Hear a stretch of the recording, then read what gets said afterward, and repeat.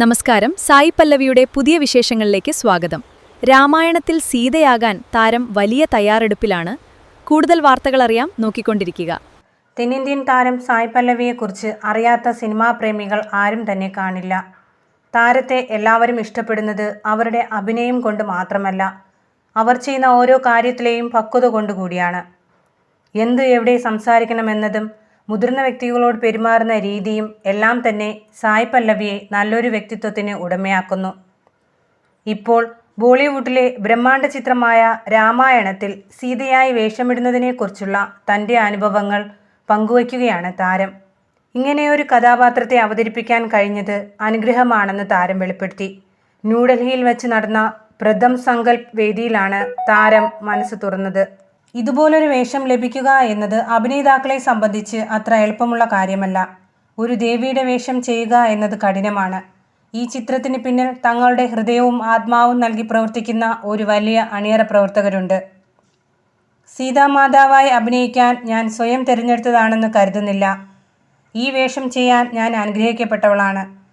നമുക്ക് പിന്നാലെ നടന്ന് നേടിയെടുക്കാൻ കഴിയുന്ന ഒന്നല്ല ഇത്. എങ്ങനെ അഭിനയിക്കണം എന്ന് മുൻകൂട്ടി എഴുതി തയ്യാറാക്കാനും കഴിയില്ല.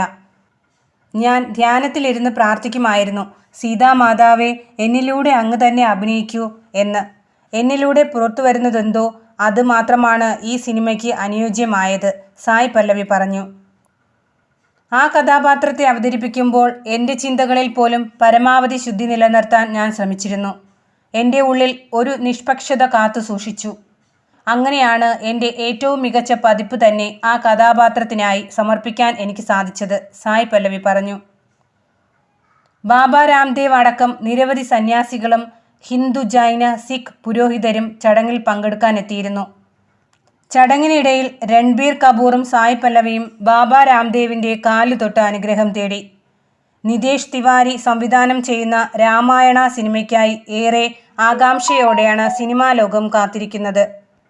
രൺബീർ കപൂർ ആണ് ചിത്രത്തിൽ ശ്രീരാമനായി വേഷമിടുന്നത്. ലോകമെമ്പാടുമുള്ള കാത്തിരിപ്പിന് വിരാമമിട്ട് 2026 ജൂലൈ 24 ചിത്രത്തിൻ്റെ ഔദ്യോഗിക ട്രെയിലർ പുറത്തിറങ്ങുന്നത്. ഇതിന് മുന്നോടിയായി ചിത്രത്തിൻ്റെ ആഗോള പ്രയാണത്തിന് തുടക്കം കുറിച്ചുകൊണ്ടാണ് പ്രഥം സങ്കൽപ് ചടങ്ങും ട്രെയിലറിൻ്റെ പ്രത്യേക പ്രിവ്യൂവും ന്യൂഡൽഹിയിൽ വെച്ച് നടന്നത്.